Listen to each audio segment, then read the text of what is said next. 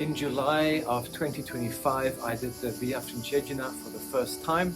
I did it in 2 legs, walking from the north, from Orvieto into Rome, and then the second leg was walking from Rome to Terracina. Of course, one can actually walk from the south up into Rome as well.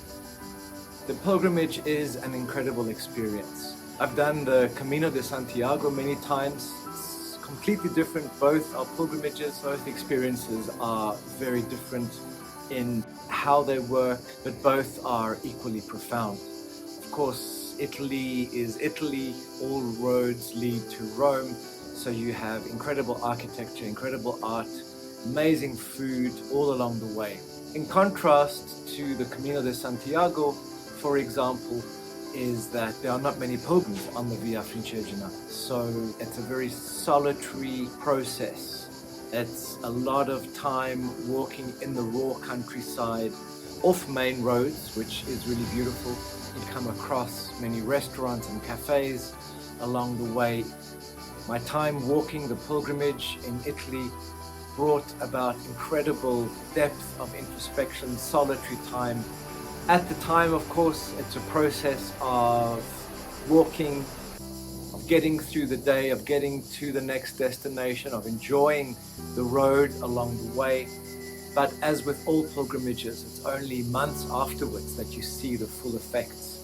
And now, with a bit of hindsight, I can really see how that pilgrimage cleared an incredible amount of inner space, spiritual space within me for this next phase of my life.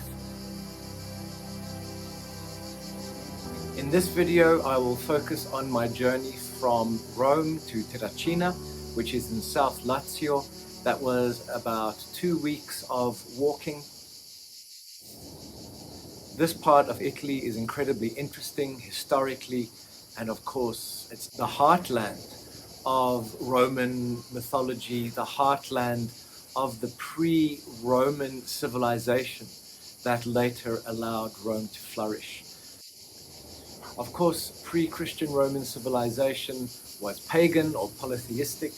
The culture of Lazio is a very important part of Roman history. And there we have the Lago Albano, the Alban Hills, Lake NEMI, which had very important sanctuaries and which were very important in the mythology of Rome. Later, of course, as Rome Christianized, pilgrimage became very important. And then was one of the principal pilgrimages in medieval Europe. For this second leg of the pilgrimage, I started my spiritual process at the Lateran in Rome, which is an incredible structure. Not only the artwork in the church, the feeling of sacredness, but I really sensed that the obelisk, the Egyptian obelisk in the square outside the cathedral is very powerful. And then walking out of Rome, you pass the baths of Caracalla until you get to the southern walls, which then lead onto the Via Appia. So I'm leaving Rome now for the second leg of my pilgrimage. I had a day of rest here. Rome is always so inspiring and so beautiful. And now that I more or less know what to expect on the pilgrimage, I feel I can just enjoy it more. I'm also really looking forward to seeing Lazio, the mysterious southern Lazio, which I visited before and which really impressed me. Let's see what happens. Even here in Rome, there is that magnificent sound of the cicadas. And now as I'm about to start my walk, that feels like it welcomes me into that space of freedom and contemplation. So this time of really connecting with the energies of the walk are going to be very welcome. I am now walking out of the Porto San Sebastiano, the south gate of Rome, and all the pilgrimages I've done before have been walking into Santiago, into holy cities. So the walking out of Rome for me is about leaving the known and going into the unknown and the creation of the new. The walk out of Rome goes along the famous Via Appia, and although I've visited Rome many times, I've never been along this road. It's famous for some of the very beautiful and well-preserved tombs from ancient Roman times, and it's kind of a vast archaeological park. The Via Appia is quite magical. Straight road lined by beautiful cedars, pines, and walking on the ancient Roman paving. What I always find fascinating on these Roman roads is you can see the marks made by carts over the thousands of years that it's been in use. And it just feels very timeless along this road. It just feels very peaceful, even though it's only a few kilometers from the very center of Rome. About 15 kilometers outside of the gates of Rome, it's no longer sort of paved and neatly maintained. So this path ahead now for the next stretch is still in a very raw state, obviously a lot less used, but it also just carries so much charm. So I'm walking up the crater side of Lake Albano to Castel Gandolfo. And Castel Gandolfo, one of the possible sites for Alba Longa, which was the legendary city founded by the descendants of Aeneas in the Aeneid. And Alba Longa is where Romulus and Remus came from in the legend before they founded the new city of Rome. And of course, always in this sort of story, there has to be some truth or some remembrance. And this southern part of Lazio is where the polygonal stone structures are. So no doubt these legends relate back to an older civilization. It might not have been exactly here, but the symbolism of the lake, Lake Alba, and of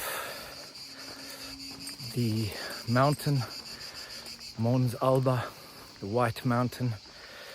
This was a form of Apu in the Peruvian sense, or protector mountain of ancient Rome.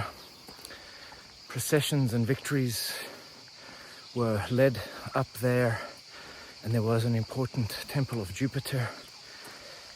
So symbolically and perhaps literally, it's an energy point that links Rome to its oldest roots, but also to the earth energies of the volcanic lake and of the sacred hill.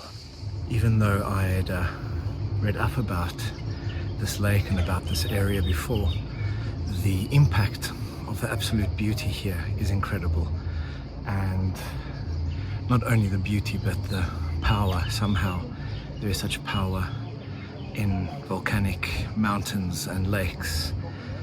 The energy is really palpable, and you can really understand why this was such an important mythological heart of the Romans and of the pre-Roman people as well. Day 3 of walking, and I'm feeling in quite a good space physically and otherwise. I've been reflecting a lot on what it means to walk out of Rome, for example, to walk away from the holy city to another destination that perhaps is less powerful in what it represents. And what I'm coming to realize is that pilgrimage is about expending an enormous amount of energy physically for a spiritual intention. And then afterwards, when we stop, when we return back to normal life, that energy that has been built, that strength that has been built, is available, and it becomes part of the magic that we are able to channel and send into our lives. And that's why pilgrimage is so powerful in cleaning a slate and making a new beginning, and then being able to use this new energy in new ways to really create more consciously the lives that we want. I just had an overwhelming wave of gratitude for the beauty, for the magnificence of this experience. And that's one of the other things about pilgrimage, is through the fatigue and tiredness, the body is more vulnerable, the emotions are more vulnerable, and we can really see what's true and what's real and what's important in life. And I just continue to be awed by the beauty of this experience that we may have as humans on this paradise of a planet. Slightly off the official way, there is this complex of caves, about 5 of them, and each one has 3 carved out sub-chambers within the openings. And all ancient peoples revered caves as sacred entrances into the underworld, sacred connection with the earth, returning to the womb of the earth. And it's so beautiful to see how this natural cave has been worked and turned into a temple. No doubt these caves, this crater lake, added to the feeling of sacredness just outside of Rome. So this section south of Velletri belongs to a sort of different culture, probably something older, perhaps the culture of mythological King Latinus and his people, who welcomed Aeneas in times before the founding of Alba Longa and Rome. The countryside changes quite dramatically upon the descent from Velletri as we enter South Lazio. It definitely feels like a different land. Perhaps it's in my imagination, perhaps because I know this is a place of ancient peoples or a place of legend, like of Circe in the south where I'm headed. It feels like there's a mystery here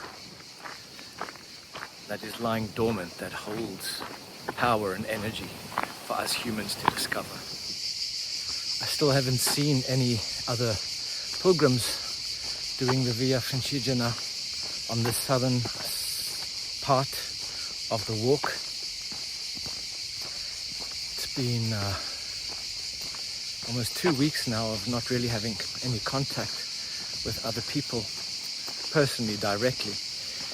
And it's actually amazing how the solitude and the walking allows one to enter a space of deep reflection and finding a routine, a daily pilgrimage routine that is very comforting and very easy. No pressures, no time pressures, no expectations from others, just the walking according to one's own rhythm, which I think is very rare in the world nowadays. What makes Italy so magnificent, in my opinion, is this layered history, the mystery that also goes with history. Even though certain aspects of history are preserved, there are other things that we can't explain, like, for example, these polygonal walls? Why were they built? Why was so much energy expended on building them? And how were they actually built? And to see them still being used, to see that they're surviving, is truly a miracle and an inspiration. These Cyclopean walls, for me, are just fascinating. They're here in the middle of town. Buildings are still built on top of them. People still live above them. And they must have survived thousands and thousands of years. And they hold such presence, the way they've been cut, their shapes, their solidity, their absolute massive size is incredible. Although these walls look a lot older than the ones in Peru, or at least they're more weathered, in the same way they're very irregular, polygonal in shape, and they fit together perfectly, which attests to incredible vision and insight and access to some technologies that we perhaps don't understand. These polygonal stones, to me, represent the mystery of a forgotten history of us as humans. Perhaps a greater civilization that was lost by the flood of mythology. And I have no doubt that if this is the case, we as humans still hold this memory and this potential within ourselves. And our work is to rediscover that and remember that and live that fully once again.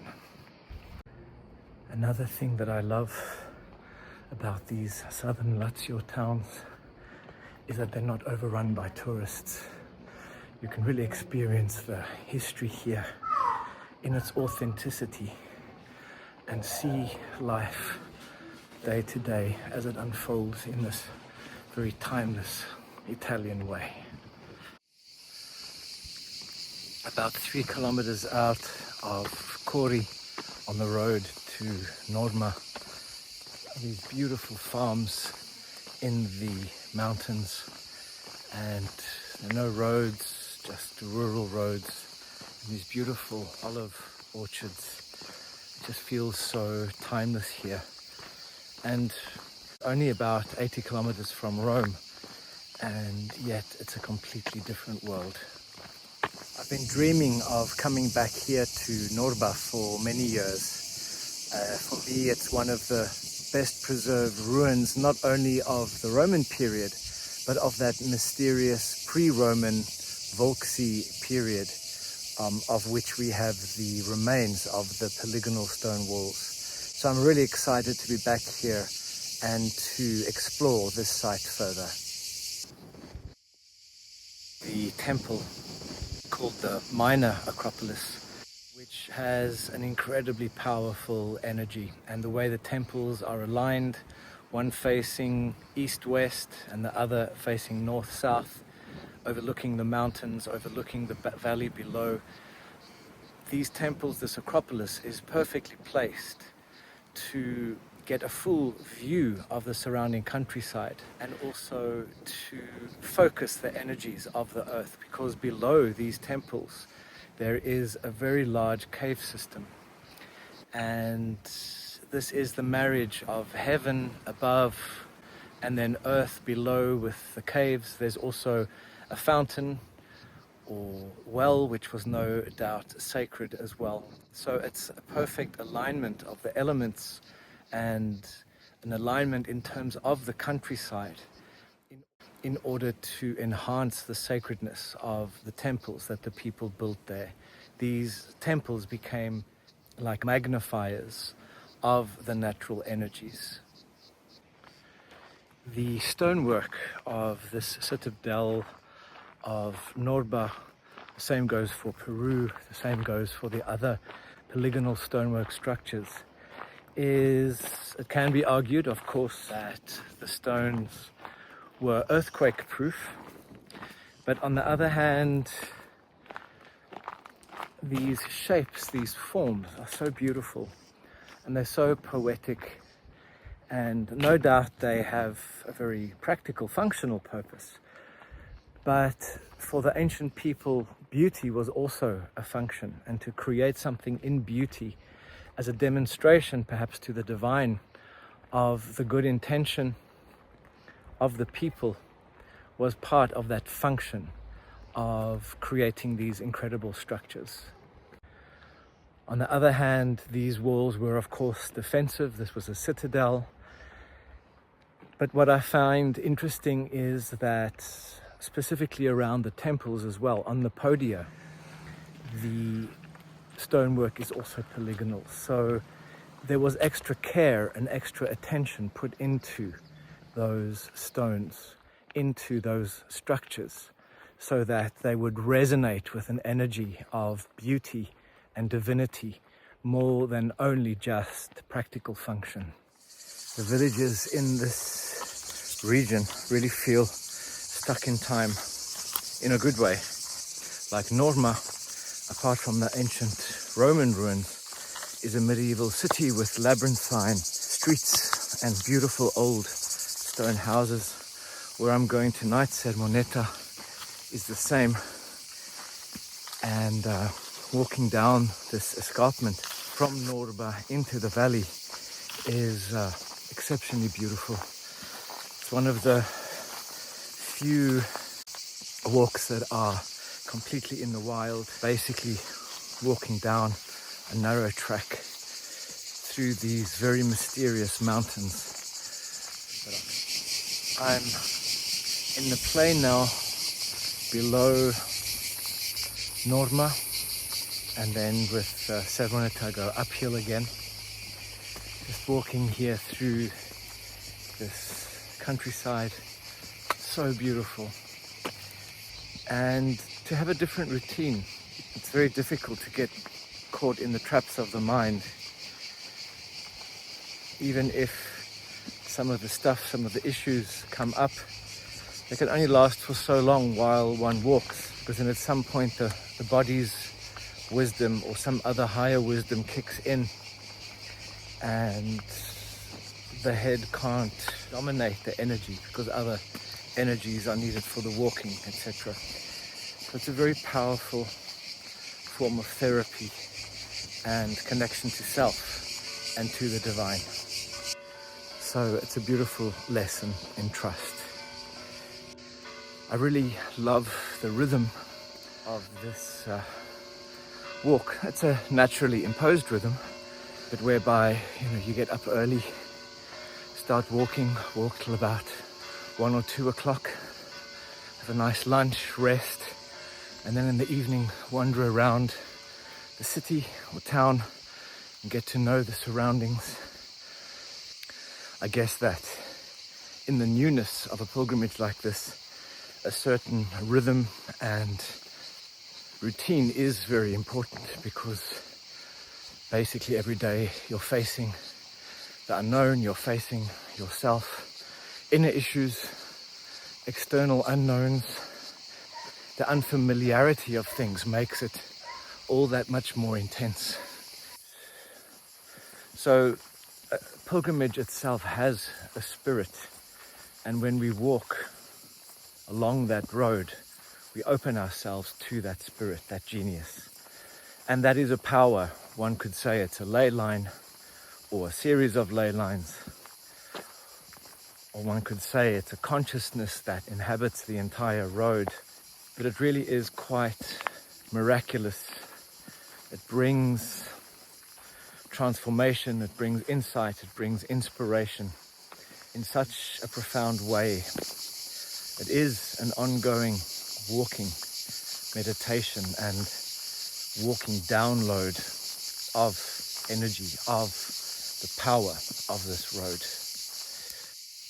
I'm very aware that this walk is coming to an end, and I remember on about day 2 or 3 at the very beginning, when my feet were sore and my bag was heavy, I thought, oh my goodness, how am I gonna get through this? Am I really gonna do 3 weeks of walking?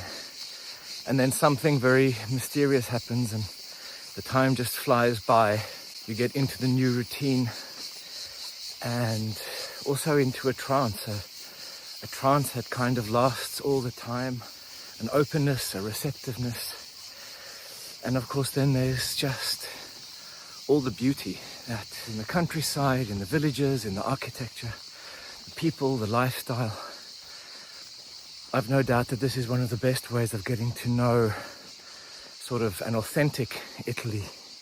There's no tourists along the way, no tourists in these small towns, and just to observe the way people live, the way they eat.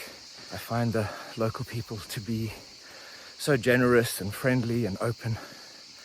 So it's really a joy to have this completely immersive experience. Behind me is Terracina, way in the distance, and that is where I will end my walking for this pilgrimage. And from there I will go to CIRCEO as a symbolic end to this whole process. But Terracina is about 40 kilometers away from here, but already very visible. And that feeling of rounding off the pilgrimage, that feeling of the destination is in sight, is growing very strong now. This pilgrimage has been a beautiful challenge in a way to my perceptions of what pilgrimage is and what pilgrimage is about. When I first did the Camino de Santiago back in about 2000, I was about 30 years old.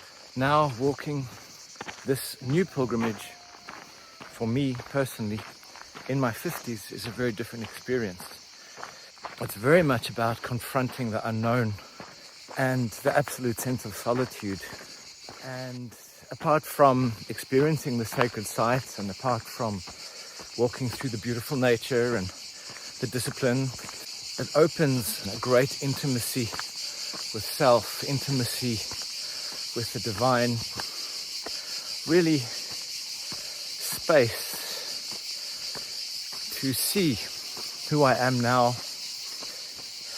Just a feeling and a sense and a inner strength that comes with doing this journey.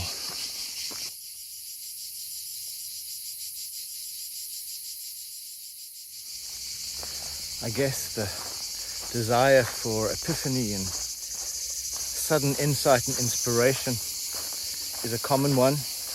What I've really learned on this walk is the unfolding of an inner space that is an ongoing inspiration. It's not, let's say, a flash of inspiration that comes suddenly. And of course that can always happen. It can happen any time. But the pilgrimage is about opening broad space for a slow release inspiration to come about. And that really is the power, because this inspiration is slowly sinking in, and it's walked into one's being, first of all in the receiving, and then as it's integrated, it can live out and find its legs in the world as a new vision. Part of the reason for this, let's call it a slow delivery inspiration, is of course the time. Pilgrimage opens time, but it also opens space. And I think part of the magic of pilgrimage is you don't have the walls that hem you in. You don't live in little rooms and little boxes. You have the unfolding countryside as your external realm, but it also creates an internal space. And I have no doubt that the reason why a lot of people are depressed is because people live in boxes, mental boxes, physical boxes. And of course, one doesn't need to do pilgrimage in order to have that experience of expansiveness. There are many ways of finding expansion. And that, of course, is our purpose as people who are seeking answers, is to create the means for expansion of the mind, of consciousness, to see who else we can be, who else we can become. And pilgrimage is one of the ways of bringing about that. I was expecting this stretch between SEZZE and FOSSANOVA to not be very attractive, but it's actually turned out to be really beautiful. There was a bit of walking in the mountains, and now in the plain I'm walking along a river with the view of the mountains in the background. It's actually a beautiful way to start to conclude this process and journey. On the second last night of my pilgrimage, I decided to stay in FOSSANOVA, the abbey here, which is really exceptional. It's a complex, an abbey complex that still seems to be functioning and that's still very much alive. A lot of the surrounding ancillary buildings are still intact, so it gives a real feel of what monastic life was like at the time. And in a sense, this is the end of my pilgrimage now, and it feels very fitting to spend my last night of walking here.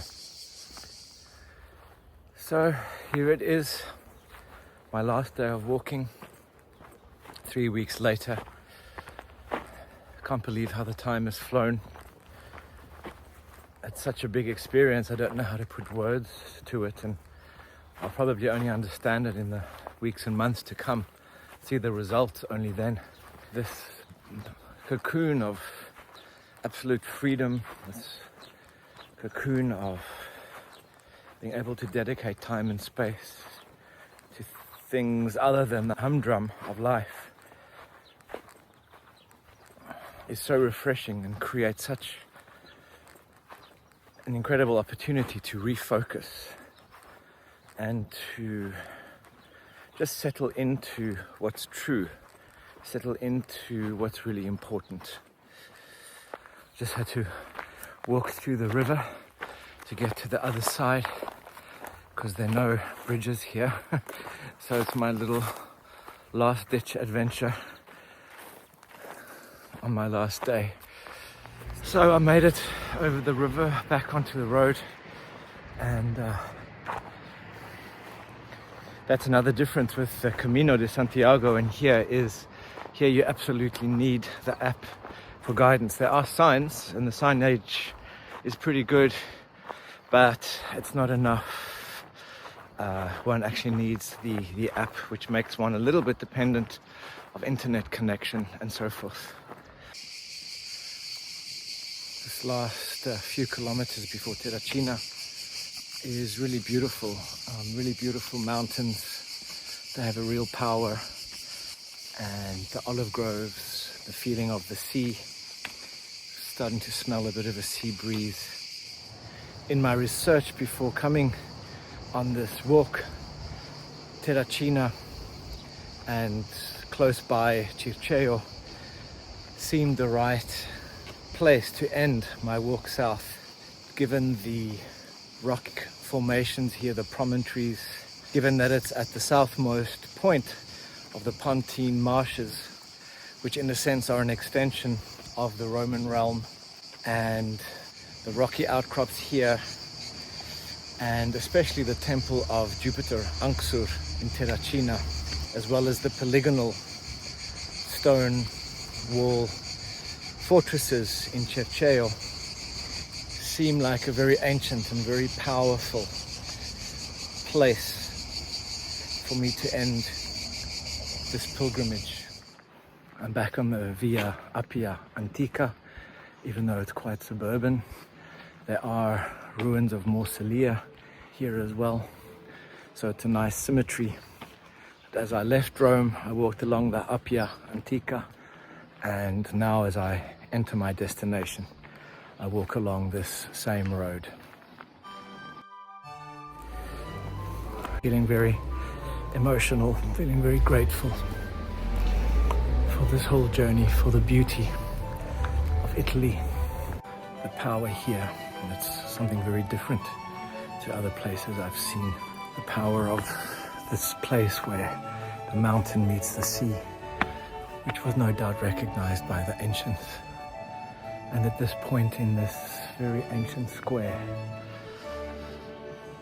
I officially end my walking. But I wanted to come to this square to mark the end of my 3 weeks and to open the way for that next step that pilgrimage always opens the way for. The destination is the end, but the destination is also the beginning of that next phase of the journey. I just had my time at the temple of Jupiter Anxur, and as the sun sets, that closes my pilgrimage. There are no words to describe something like a pilgrimage. It's 3 weeks of walking, but it's something that goes beyond memory, goes beyond words, goes beyond concepts. It's a walked, lived experience. It's sacredness, it's physicality, it's beauty that is planted in the body, in one's being, in one's spirit, through the ongoing process. And this allows profound opening of space and profound transformation. Now, I look forward to the next time that I come back. I look forward to the next experience of pilgrimage, whether it's here again or the Camino or elsewhere. I'm looking forward to going to Japan at some point soon. And I invite you to join me on one of my facilitated pilgrimages or otherwise to embark on this adventure yourself.